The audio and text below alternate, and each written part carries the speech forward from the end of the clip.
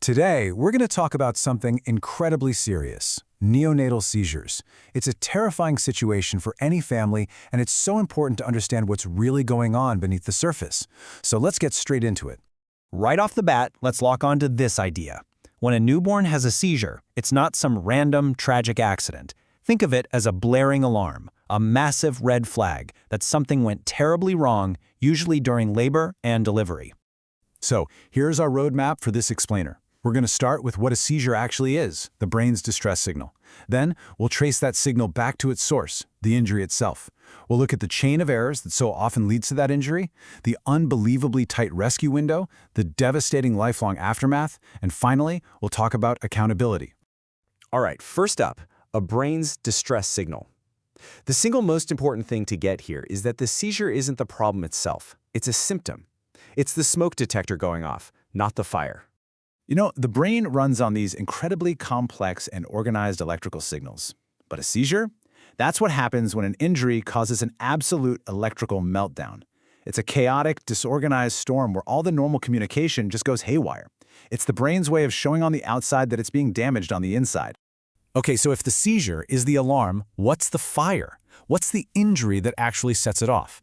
That takes us right into our next section, where we trace that signal all the way back to its source.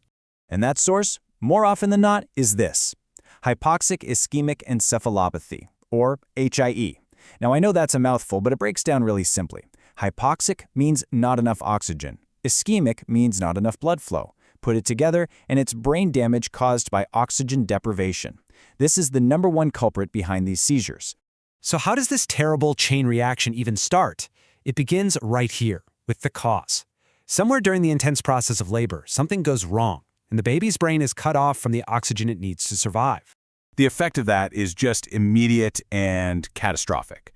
Without oxygen, the brain cells, the neurons, they basically start to starve. They get incredibly stressed, they can't function anymore, and they begin to die. And that leads us to the result. As those brain cells die, the entire electrical stability of the brain just collapses.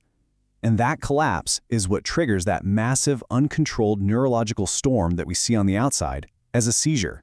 It's a direct, tragic line from cause to effect to result. But you have to ask yourself, right? In a modern hospital, with all of our technology, how does a baby get deprived of oxygen? And that leads us to the hardest part of this story, the chain of preventable errors. Because this kind of injury is often not some unavoidable act of nature. It's the final link in a chain of human mistakes. And this slide shows you exactly where that chain can break. Medical staff are trained to watch the baby's heart rate for any sign of trouble. They're supposed to spot problems with the placenta, which is the baby's literal lifeline. When those warnings are missed or worse, ignored, and a C-section that needed to happen is delayed, that's when the chain breaks. And this quote, wow, it just puts it so powerfully. A delayed C-section isn't just a simple mistake. The source material calls it what it is: a gamble. And they're not gambling with chips. They are gambling with a child's entire neurological future. So let's say the injury has happened. The baby's been born. Now a frantic race against the clock begins. This is our fourth section, a 6-hour rescue window. 6 hours. That's it. That is the entire window of time doctors have to start the main treatment for HIE, which is a process called therapeutic hypothermia, or brain cooling. It can actually reduce the severity of the brain damage, but only if it started within 6 hours. After that, the window slams shut. The opportunity is gone. And what makes this race even harder is that seizures in a newborn look nothing like what we see in adults. They can be incredibly subtle. Repetitive little leg movements, like they're riding a bicycle, a blank stare, pauses in breathing. It takes a really well-trained and vigilant team to spot these tiny signals right away. And get this, sometimes there are no outward signs at all. They're called subclinical seizures. The electrical storm is raging inside the brain, causing just as much damage, but it's completely silent on the outside. The only way to see it is with an EEG monitor. If a hospital isn't using one, they are basically flying blind while the baby's brain is under siege. So what happens when those signs are missed, when that 6-hour window closes? Well, that brings us to the absolutely heartbreaking reality of the lifelong aftermath. The initial brain injury, HIE, maps directly to permanent, lifelong disabilities. You can literally draw a line from the part of the brain that was damaged to the consequence. Damage to the motor cortex, cerebral palsy. Damage to cognitive areas, learning delays. The injury can even cause the brain to rewire itself incorrectly, leading to chronic epilepsy. An injury that took place over a few hours creates a lifetime of challenges.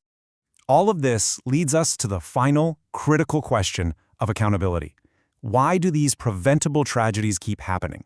We have to move from the silence surrounding these injuries to getting real answers. And you know, it's usually not just about a single doctor making one bad call. The source material points to much bigger systemic failures. Delivery units that are understaffed, with nurses stretched way too thin. Poor communication, where critical warnings about a baby in distress get lost in the shuffle. These systemic cracks are what allow a manageable risk to spiral into an irreversible catastrophe. So we'll leave you with this final thought. A neonatal seizure is a signal. It's a desperate SOS from a brain in crisis. It tells the entire story of what went wrong during birth.